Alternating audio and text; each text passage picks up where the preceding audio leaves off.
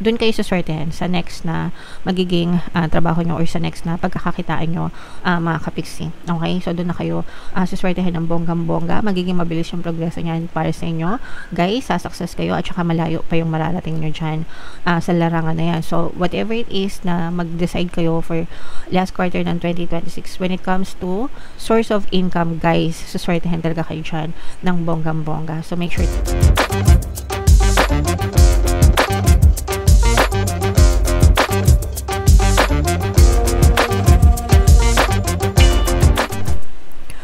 hello guys, hello Aries, welcome back to Pinay Pixie Tarot. Ang pamagat ng episode natin for tonight is 2026 kapalaran, mga kapiksi para sa Aries, Sun, Moon, Rising Sign, and Venus. Happy New Year sa inyong lahat guys, happy 2026 sa inyong lahat. So, unahin natin tong deck na to guys, tingnan natin yung mga angel messages para sa inyo.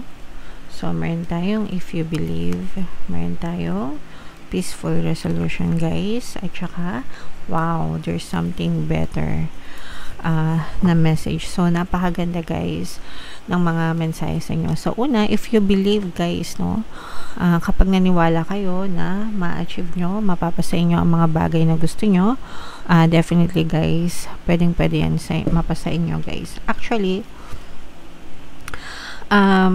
kung ano yung napupush out sa inyong physical reality, yun yung paniniwala nyo. Okay?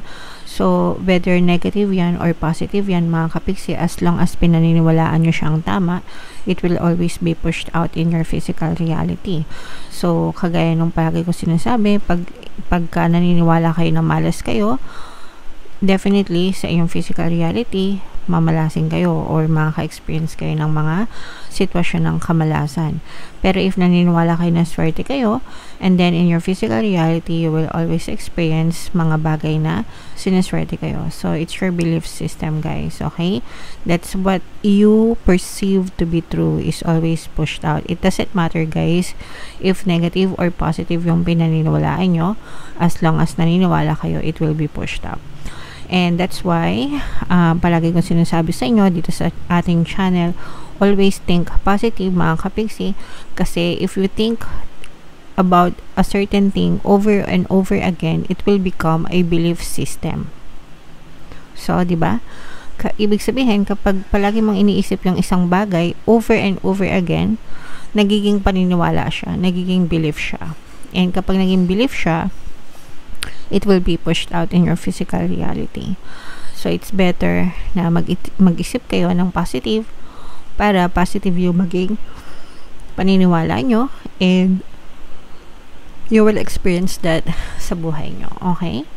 Alright. And eto guys, no, i-mind nyo na agad yan, mga peaceful resolution for 2026, yung mga problema na pinagdadaanan nyo. Kung meron kayong mga problema in 2025 na maaaring dala nyo pa sa 2026, mga kapiksi, mariresolve yan, maayos yan, magiging ma-okay din ang lahat para sa inyo. And there's something better na nag-aantay for you sa 2026, mga kapiksi. So, for some of you, 2025 may not be the best year for you. For some of you, no? Hindi naman lahat. Pero, if feeling mo hindi okay yung 2025 mo, you had a lot of struggles and challenges, then maybe 2026 is a better year for you, guys. Okay? So, i-mind nyo na yan, guys, mga peaceful resolution, yung better year for 2026, guys. Comment down below if feeling nyo nakaresonate kayo sa messages. So, up next naman, guys, is yung mga love message naman for you. Love message, guys, for 2026. So, bunot din tayo ng tatlo. Wow, meron tayong new love, meron tayong make the effort, guys.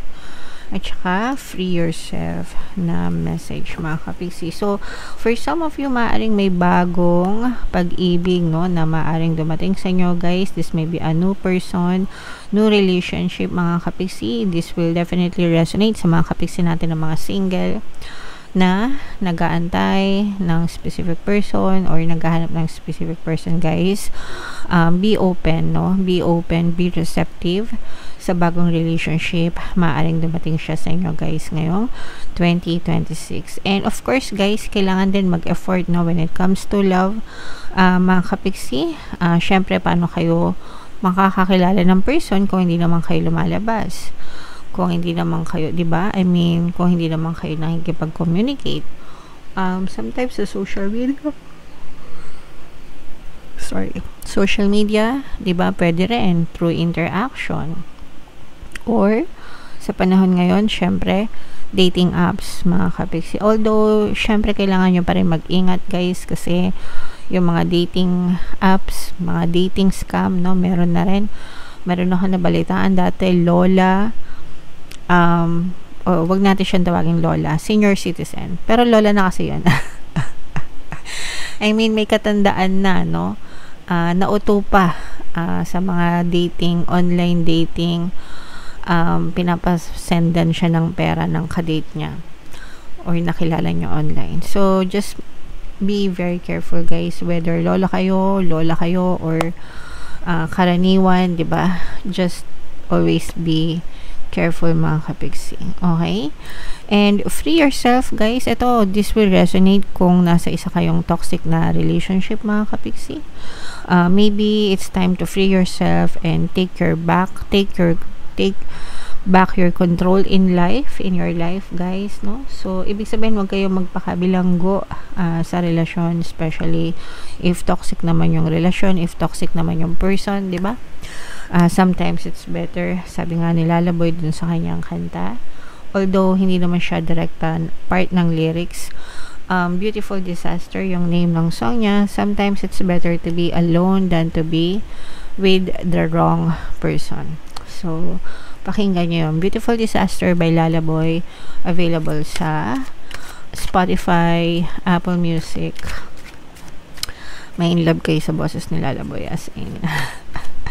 Alright, so comment down below, Aries, if feeling nyo naka-resonate kayo dyan. Hanapin natin yung energy ng Aries, guys. Habang sinashuffle ko to, panoorin nyo muna yung video natin regarding sa ating paano mag-manifest ng abundance video course. Kapiksi, sawa ka na ba sa mga struggles at hirap sa buhay mo? Masipag ka ba at masikap sa buhay ngunit hindi ka pa rin umaasenso? Ilang beses ka na bang nag-attempt mag-negosyo at mag-invest pero palagi ka pa rin nalulugi? Sa pagkakataon na ito ay maaaring may subconscious beliefs ka na nagiging balakid sa iyong pag-unlad at pagyaman. Introducing, paano mag-manifest ng abundance video course. Dito ay matututunan mong ma-overcome ang mga balakid mo para tuluyan ka ng umunlad, umasenso, sumagana, maging matagumpay, successful at maswerte sa iyong kabuhayan, pera, trabaho, negosyo sa lapi at kaperahan ng bonggang-bongga. Dali, mag-send na ng email sa pinoypixitaro@gmail.com at simulan na ang iyong pagyaman ngayon. Alright, so yung mga courses natin guys, paano mag-manifest ng abundance video course, paano mawala ang third party at magkaroon ng harmonious na relationship, paano pabalikin si ex-reverse breakup. If interesado, mag-send lang kayo ng email sa pinoypixitaro@gmail.com. And sa mga naghahanap ng pampaswerte na lucky charms or bracelet, aventuring tsaka citrino, recommended ko guys, may makikita kayong mga link sa description box. So, Aries, kayo ay represent ng King of Wands sa ating spread. Latag natin ng spread nyo, mga kapiksi. 4 na beses tayo maglalatag ng spread, guys, ha? So, isa for first quarter, second quarter, third quarter, fourth quarter. Pero, guys, anytime sa loob ng 2026, pwede nyo ma-experience itong mga energies na to. Babasahin natin lahat ng negative, lahat ng positive, guys. So, dito unahin natin yung negative, mga kapiksi, no? Kasi for some of you guys, no, maaari kayong ma-broken heart. This is because of stress, toxicities, guys, especially pag dating sa relationship, no. Kaya nga dito sabi nga sa inyo, free yourself. Kasi for some of you guys, no, parang nabibiktima kayo ng pagdating sa love, pwedeng abusive na relationship, mga kapiksi. So, you may be dealing with a narcissistic person. Okay naman sa inyo. Yung iba naman sa inyo, guys, pwedeng battered wife, battered husband kayo. Hindi lang wife yung battered, guys, na even husband sometimes nagiging battered din sila. Like yung story ni Johnny Depp and Amber, diba? So, si Johnny Depp, parang binubugbog din siya ni Amber, kung tama yung pagkakaalala ko. Anyway, so yeah, mag-ingat kayo, no? Kasi yung iba sa inyo, parang ganun, you may be dealing with battles sa loob ng relationship. Pwedeng verbal abuse din, at saka mental abuse, guys, no? So, ibig sabihin, parang you may be physically, mentally, verbally abused by your person, guys, pagdating sa relationship. Or kahit hindi sa love, pwedeng magulang, pwedeng parents, or kabaligtaran, pwedeng yung anak nyo yung nambubugbog sa inyo, no? So, mga ganon. Again, any form of abuse, mentally, verbally, physical. So, those are mga toxic na energies na nararamdaman natin. So, you have to free yourself from that. Kung kailangan nyo humingi ng tulong, guys, sa ibang tao, humingi kayo ng tulong, and ipaglaban nyo yung mga legal rights nyo, mga kapiksi. Kung kailangan nyo magpabarangay, or counseling, or legal anything, mga kapiksi, humingi kayo ng tulong, kasi yung iba sa inyo parang sobrang grabe yung pang-aabuso na dinadanas nyo. Alright? Okay, so yung mga nakikita natin sa negative, guys. Sa positive naman, mga kapiksi, ito nakikita natin na may mga magagandang opportunities na maaring dumating sa inyo. Actually, may mga good news, no, na maaring dumating sa inyo pagdating sa pera or pagdating sa pagkakakitaan, na pwede siya maging additional source of income nyo for 2026, guys. And ito, this will have, or this will make a few small progress, guys, na magdadala sa inyo ng pag-unlad at pag-asenso. So, ibig sabihin, guys, may mga bagong opportunities na iti-take kayo sa 2026. Tas, magsisimula siya ng maliliit, no? Kumbaga, maliliit na effort, maliliit na pagsisikap, but it will bring parang yung maliliit na effort mo na yon, magiging dahilan siya ng pag-unlad mo, no? So, parang it plays a big role na magiging bahagi ng malaking pag-unlad mo sa 2026. So, wag nyong mamaliitin yung mga maliliit na effort, mga maliliit na hakbang, kasi lahat doon nagsisimula. Kapag ka naging consistent ka dun sa mga maliliit na hakbang na yon, and nag-effort ka, magiging bahagi talaga yun ng success mo sa 2026, guys. Okay? So, i-mind nyo na, guys, yung mga pag-unlad, pag-asenso na yan, yung mga opportunities na yan, mga kapiksi. So, what else, guys? Ito, nararamdaman natin na unti-unti na magbabago yung buhay mo for 2026, na parang you will feel like you are dreaming your dream life, or you are living your dream life. Ibig sabihin, guys, magma-manifest yung mga dreams nyo, especially pagdating sa kabuhayan. Okay? So, kung ano yung dream life mo, pagdating sa kabuhayan, mga kapiksi, may experience mo siya, and you will feel so happy, abundance of life, magma-manifest talaga siya, guys, ng bonggang-bongga para sa inyo. So, you will be very happy. You will feel very happy, mga kapiksi, and a lot of people will be supporting you as well, guys. Okay? And ito nga yung sinasabi natin, mga kapiksi, na there's a new love connection na maaaring dumating sa inyo. Guys, you will receive a love confession. So, meron magtatapat sa inyo ng pag-ibig, bagong karelasyon, bagong karelasyon. So, magiging maganda din yung love is in the air for some of you, guys, ngayong 2026, mga kapiksi. And meron din yung mga ano nyo, guys, no? Parang eto nga yung sinasabi natin, magbubunga yung mga small effort nyo, yung kagaya ng sinabi ko kanina, mga opportunities, small effort, magbubunga siya, aanihin nyo siya ng second quarter ng 2026, mga kapiksi. So, doon nyo makikita yung resulta, yung progreso ng mga maliliit na hakbang nyo sa buhay. Medyo mag-ingat-ingat lang kayo, because you will face tough competition sa 2026, guys. So, competition naman is part of society, mga kapiksi. So, whether competition sa trabaho, competition sa work, mga kapiksi, may experience nyo yan sa 2026. Pero I'm also sensing na parang nakikipag-compete ka rin, no? Parang old version of you versus new version of you. Parang you are trying to become a better person, na parang nililevel up mo yung sarili mo, pero may mga times na bumabalik ka sa old habits mo, mga kapiksi. So, that's competition between old version of you and new version of you. So, syempre guys, maging consistent lang kayo para talaga maging tuluyan yung pagbabago sa buhay mo. Okay? Alright. So, what else? Ano pa yung ina-expect natin for 2026, guys? Nakakaramdam din tayo ng travel. Yes, may mga travel din kayo for 2026. So, kung gusto nyo mag-travel, guys, planuhin nyo lang na mabuti. This may be group travel, mga kapiksi. And for some of you guys, dito nakakaramdam tayo ng tawag dito sa panahon na to, third quarter, you will experience financial burdens, no? Financial burdens, mga kapiksi. So, ibig sabihin, maaari kayo magkaroon ng mga problema sa pera, guys, no? Mag-ingat din kayo sa mga paggastos kasi, especially, again, guys, sabi ko nga, magte-travel yung iba sa inyo, baka naman ma-over budget ka. Kasi, okay lang naman na mag-travel, guys, pero yung iba kasi, parang nakikipagsabayan na lang kasi nagte-travel yung kaibigan nila at nakikipagsabayan sila pero sometimes hindi naman nila kaya, 'di ba? So it's okay to travel, guys, no? Basta ayusin niyo yung budget nyo. It's all about handling your budget wisely kasi baka masobrahan ka, baka pan-travel lang tapos ang dami mong inuwing pasalubong, swipe ka ng swipe sa card, baka mabaon-baon ka na sa utang. So, yung iba sa inyo kasi ganun, guys, parang nakakaramdam tayo ng yung spending habits nyo, yung unwise spending habits. So, ibig sabihin, parang nag-i-spend ka ng over budget. So, medyo mag-ingat lang kayo sa mga ganong klase ng spending habits. Yung trying to keep up with the Jonases, ibig sabihin, bili ng bili, paggarbo ng paggarbo para lang magpa-impress sa ibang tao, 'di ba? Pero sa totoong buhay, puro utang sa credit card or kung saan man. So medyo alalayan niyo na lang yung paggastos niyo, mga kapiksi. Alright? Yeah, so but yung iba naman sa inyo, guys, maaaring may mga nilalakad kayo ng mga transaction, guys, no?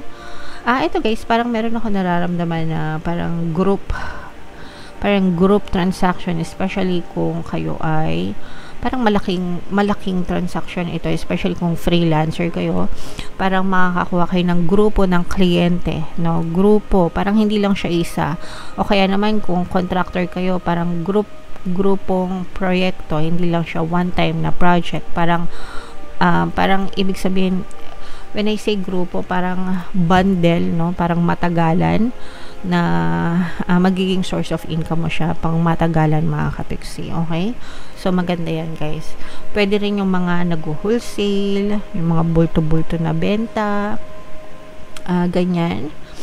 Bulto-bulto na kliyente. Basta malaki siya, mga kapiksi. So, applicable siya, guys, again, do sa mga freelancers, mga independent, no, na contributor, ibig sabihin kumikita kayo on your own, not relying on employment, mga kapiksi. So, makakapag-close kayo ng mga malalaking deals and malalaking transaction, guys. Okay? Alright. So, what else, guys? Tingnan pa natin. I-mind nyo na, guys, yung mga malalaking transaction na yan, mga kapiksi. And again, no, be careful dun sa mga spending habits nyo for 2026, guys. So, ayan, no, this is the energy of good luck, good fortune, swerte. Mga kapiksi, dito, guys, so dito nararamdaman natin na merong, kumbaga, kung na problema kayo ng third quarter ng 2026, guys, pagdating ng fourth quarter, saswertehan naman kayo. So, magiging baliktad naman yung takbo ng mundo nyo, mga kapiksi. So, may chance na ito, pero nararamdaman ko dito yung paglipat, no? So, it's either yung iba sa inyo baka lumipat kayo ng trabaho by the end of 2026 or mag-transition kayo ng career nyo. So, let's say, employment to business, ganyan.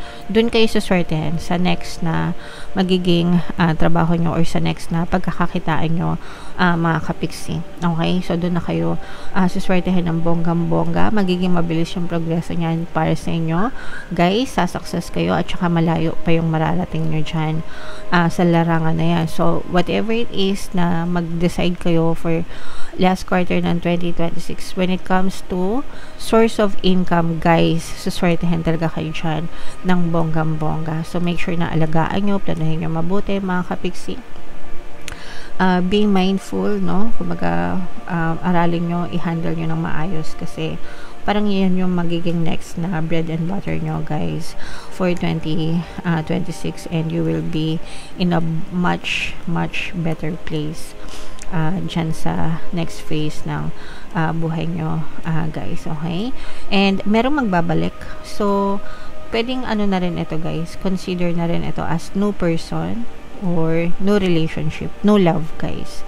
Pero ito yung mga ex na magbabalik, o kaya naman, guys, ito yung mga second chance in love na yung tipong, kunwari, elementary, high school kayo, magka-crush na kayo, crush mo na siya, crush ka na niya, pero hindi kayo nagkaliwagan, nagkaligawan, hindi kayo nagka-relasyon.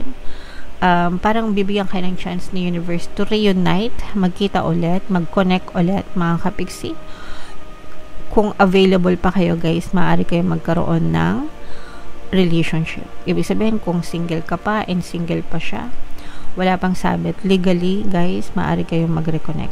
So, mag-careful lang kayo, guys, kasi baka mamaya may pamilya na pala, tinatago lang sa inyo. So, kailangan maging ano din kayo, mga kapiksi. Minsan kasi yung mga third party, hindi nila alam na third party sila, biktima lang din pala sila. Nalalaman na lang nila kapag sinugod na sila ng mga partner. So, hindi lahat ng kabit or hindi lahat ng third party ay guilty rin, no? Minsan, biktima lang din sila. Pero, make sure na mag-ingat kayo, okay? Alright. So, lahat ng magaganda dito, guys, yung mga swerte, success, tagumpay, yung mga dream life nyo, guys, lahat ng mga magagandang sinabi ko sa inyo, i-mind nyo na sa comment section, Aries. Pwede nyo panoorin ito, ngayon, 'di ba? Bago matapos yung 2026, pagpasok ng 2026. And for the rest of 2026, guys, para ma-remind kayo dun sa mga energies, no? Ulit-ulitin yung panoorin, Aries. So, bunot lang tayo ng additional message. Ito yung para sa love, guys. Love message, and ayan, no? And life message. So, ito nga yung sinabi ko sa inyo kanina, 'di ba? Maaaring magkaroon ng reconciliation, someone from your past is or will be returning to your life soon. So, yun yung sinabi ko sa inyo kanina na someone from your past may come back, no? So, not necessarily ng mga ex, pwede rin ng mga ex, mga kapiksi, no? Kung meron kayo mga ex or past lovers, guys, pwedeng bumalik sila sa inyo, makipag-reconcile, and mag-start kayo ng new love connection. Or, yung sinabi ko nga sa inyo, someone from your past na kakilala nyo dati, di ba, or mga kaklase nyo dati, or kababata nyo dati, na hindi kayo nagkarelasyon dati, maaari kayong mag-reconnect ulit, guys, no? And, magkaroon ng relasyon. Pero again, guys, be careful. Be careful, ha. Huwag nyo sabihin hindi ko kayo sinabihan. Kasi baka mamaya akala nyo libre pa, yun pala. Tinatago lang yung mga jowa nila. Be very careful, okay? Alright. So, yan yung love message for you. And another one, ito basahin natin, medyo maliit lang. We see that you are on the brink of a breakthrough that you have patiently been waiting for. A situation is about to come full circle. The lessons have been learned. This is a win-win situation for you. Trust that we are working behind the scenes to ensure the best outcome for you. So, guys, no, ito yung mga mensahe para sa mga kapiksi natin na nagdanas ng mga problema, challenges, and pagsubok ngayong 2025. Huwag kayong mag-alala because 2026 might be one of the best years para sa inyo, mga kapiksi, since sabi ko nga na sa inyo, especially pagdating, guys, ng last quarter ng 2026 kasi dyan na talaga papasok yung swerte nyo and magiging mabilis yung progress, mga kapiksi. And may chance talaga na sumakses kayo, guys, sa buhay nyo. So, your spirit guides and the divine universe are working together to give you the desires of your heart. Sabi ko nga kanina, diba, you will live your dream life sa 2026, mga kapiksi. So, antayin nyo yun, guys. Mapapasay nyo lahat ng dinadasal nyo, lahat ng pinapangarap nyo. Basta maging consistent kayo, mga kapiksi. Okay? Again, no, yung sinabi dito kanina, there's something better. So, 2026 might be a better year for you kung hindi kayo naging ma-okay ngayon 2025, mga kapiksi. So, huwag kayong mag-alala. Okay? So, i-mind nyo na lahat yan, guys. Sa comment section and comment down below if naka-resonate kayo, if na-excite kayo for 2026, mga kapiksi. Thank you all so much sa pagsama nyo sa akin ngayon 2025, guys. And sana samahan nyo pa rin ulit ako sa 2026 para sa mga tarot gabay nyo at sa mga more subliminals pa na pampaswerte and pang-ayos ng relationship, guys. Okay? I love you all. Salamat sa mga pag-like, pag-comment, pag-subscribe nyo, and pag-share nyo ng mga videos. Na-appreciate ko kayong lahat, mga kapiksi. Alright, so ito yung inyong 2026 kapalaran, guys. Panoorin nyo na. Ito naman yung ating success stories ng paano mag-manifest ng abundance video course. Click here to subscribe, guys. Thank you for liking, sharing, and subscribing. See you next time. I love you all. Have a nice day. Bye-bye.